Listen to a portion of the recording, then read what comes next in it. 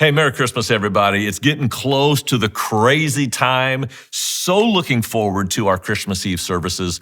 Do not come alone. This is the easiest invite of the entire year. As I've mentioned the last couple of weeks, because there's fewer groups meeting, I want to do something as kind of a special Christmas gift from me to your group. So we've been talking about prophecy. If you still have the prophecy worksheet available, you'll notice that some of them are types and antitypes. Those are actually massively important. Some are the allusions where you just refer to something, like a line out of a movie. Others are multiple fulfillments, like the virgin birth. I want to talk about now classic prophecy, because there's plenty of that, where it's kind of the fingerprint idea, where you have a fingerprint here, you match the fingerprint over here, and it's this equals that. So, Matthew chapter 2, we're into the birth story now, and the Holy Family, Joseph and Mary, have gone to Bethlehem, and it says, "Now after Jesus was born in Bethlehem of Judea, in the days of Herod the king, behold, wise men from the east came to Jerusalem." That's the classic Christmas story. Why Bethlehem? Well, Bet means house, Lechem means bread. So Bethlehem is simply the house of bread.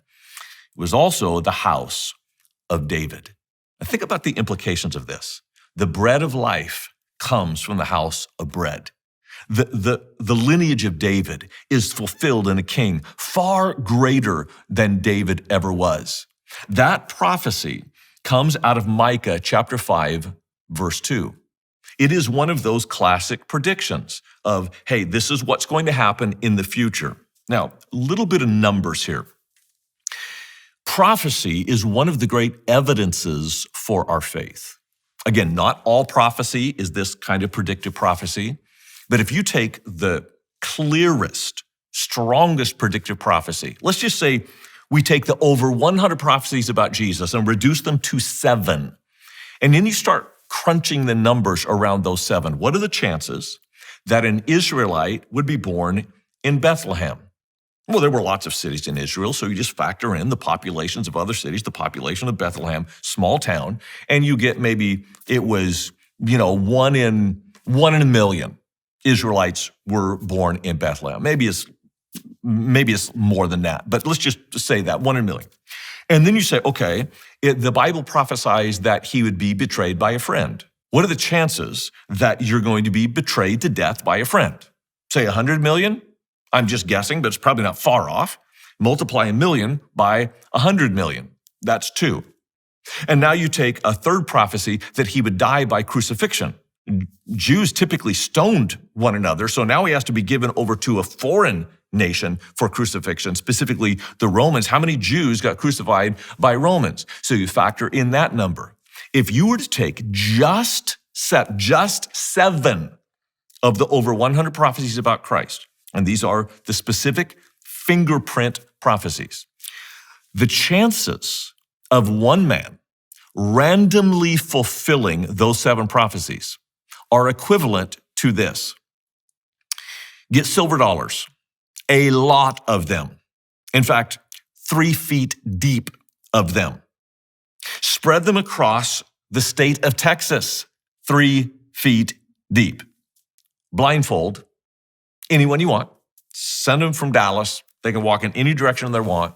The chances of them randomly picking up the 1 silver dollar that you painted red, that's the chances of Jesus randomly fulfilling the prophecies of Christ. When you start adding in the other prophecies, going into 12, 24, or 100, you're now talking about picking an atom out of the universe. My friends, we have good reason to believe in Jesus. It's not just a fairy tale, some story that we read during Christmas time so our kids can be in a pageant. These are factual prophecies fulfilled in Jesus. Let me show you one other one, because this one is, I just think it's really fun. You ready? In Matthew chapter 2, verse 23, "And he went and lived in the city called Nazareth, So what was spoken by the prophet might be fulfilled, that he would be called a Nazarene. Now, that's not a Nazarite. That was a vow that Samson took. He will be called a Nazarene. What does that mean? Well, first of all, if you have a study Bible, try to find the cross-reference for that. You can't. Like, there's nowhere in the Old Testament that it prophesies that Jesus would be called a Nazarene. So you go, huh, what?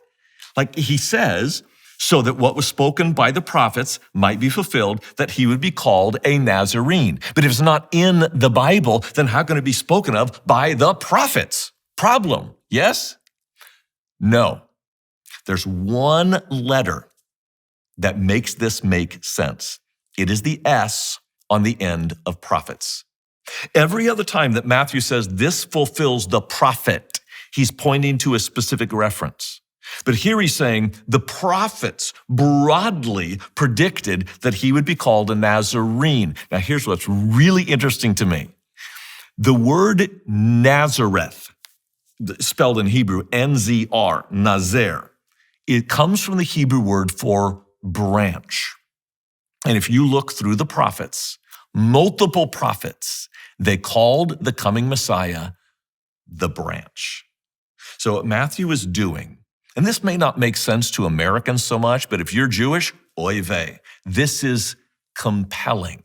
Where else would the Messiah be raised but in the city named after the branch, which represents the Messiah, the lineage of Abraham, the line of David, the tribe of Judah, the King of Kings?